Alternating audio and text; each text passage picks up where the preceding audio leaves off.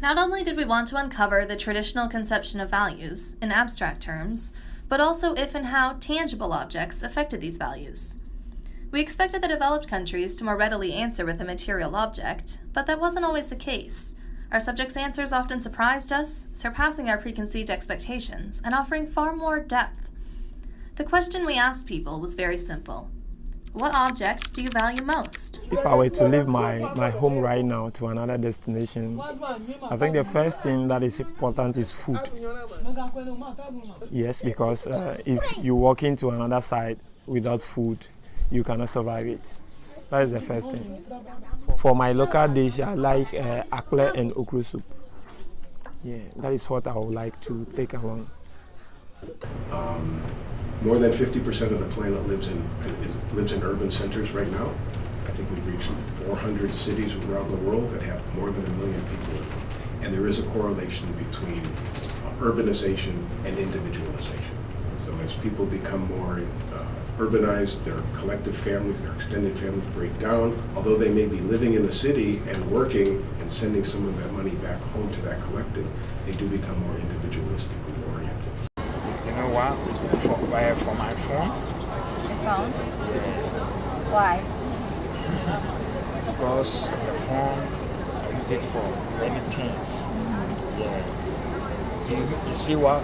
The phone helps out a lot. Where you cannot go, the phone will help you to reach there.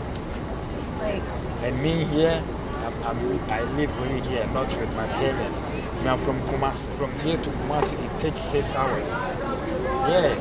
My hometown is a very big village, no lights. So I come here to make some business. Now I stay here, but sometimes I go back to my parents and say hello to them, then I come back. As they get cell phone technologies and computer technologies, it's not surprising that we call it an iPhone or an iPad. We can individualize it for our own particular needs, and it probably is the most clear example of individuality that I've seen in the last decade or so. And as more developed countries acquire telephone or cell phone technology, that becomes again another tool for individualization. They're not dependent as much on other people to get information, to get things. Our subjects also valued religion. I'm Margie Sparks. I live in Cape Town. Have you lived here all your life? Virtually all my life. I spent a short time in Johannesburg and about a year in London. But I've settled here. I was at school here, at university here, and for most of my life, yes. Maybe the Bible. If I had to go to a desert island and take something, I think that would be the book I'd take. Why the Bible? Oh, well, it's just the most amazing book. I've read through it twice and I could read through it several times. And it's just got everything that one needs for life. R-U-A-R-U. okay. Aru. And are you from Kerala? Yeah, I'm from Kochi. Mutton cherry. Nothing. I believe only for the 1 point. I can believe only one God here. I don't have any things for my hand in the body. Nothing. I believe only for the everywhere in God. And it's 1 point. I don't know where is that one. He's always looking for me and always helping for me. Everything. I just bless him only for that. He looking also for me.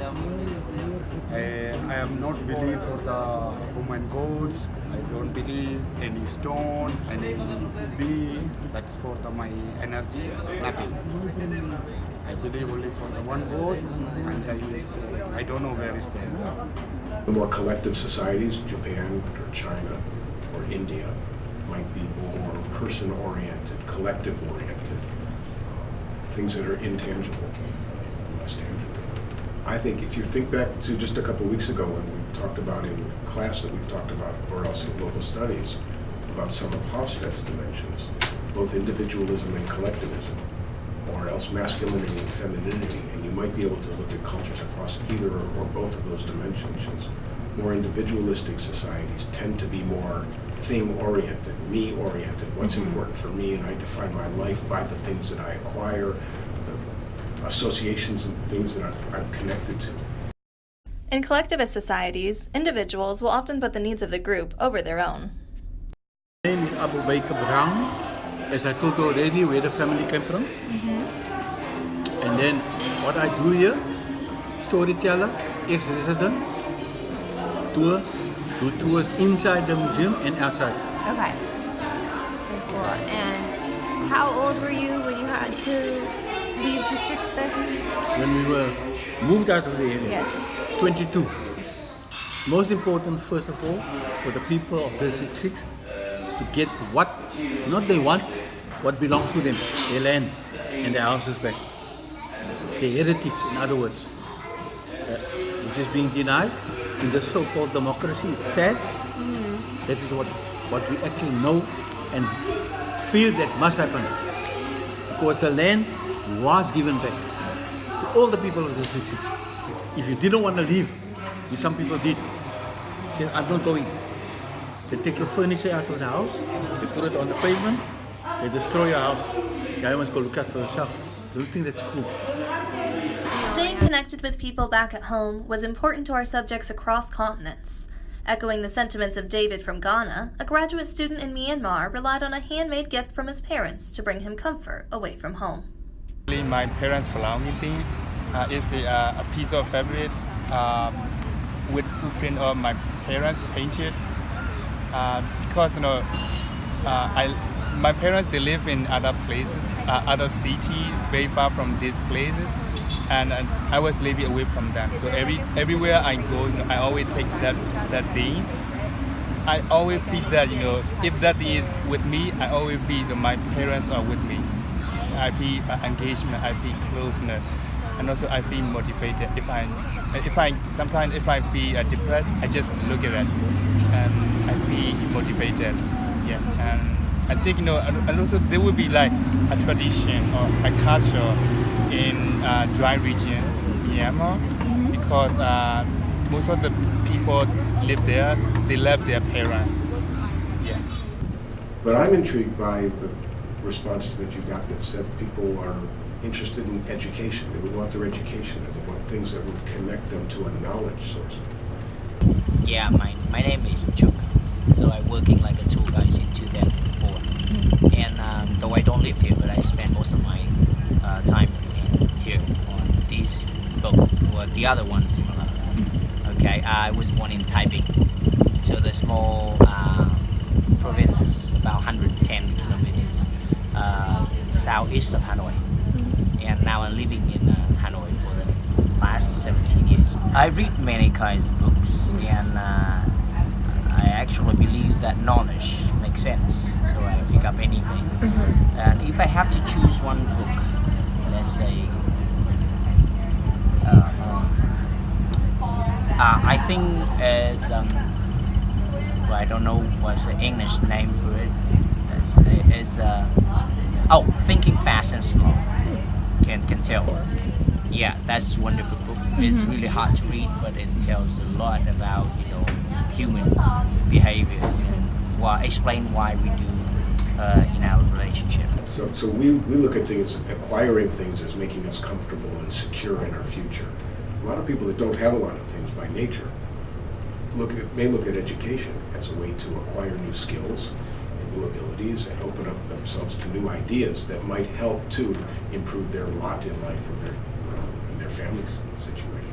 So I'm not surprised if people would say something related to education is something that they would think would be very important to them. While these answers told us a lot about our subjects and their culture, they weren't everybody's first impulse. When we asked, what thing matters most to you, nearly all our subjects answered the same. Okay. So what thing would you say matters most to you? At the moment, I would say looking after my husband, who's much older than I am, and that's my main concern. My main concern is looking after him and his welfare. Someone that you may need when you go to another destination. That's very important because maybe you can't make it alone. Maybe with somebody. Yeah, either wife, sister, children. That's what I'm trying to say. What would I take? Probably some pictures of our families. For me also, first one, my family, mother, father, and my brothers. And second one for me also. I have the things also my own, some Every day I go to the work, but I think for my family. I value human and the relationship among.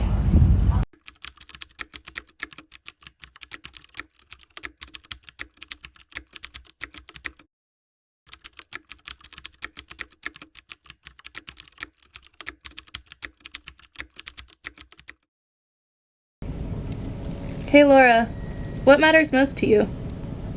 The freedom to travel the world. Education. My family. Having a place to call home. Lexi, what do you value the most? My cat, little cutie.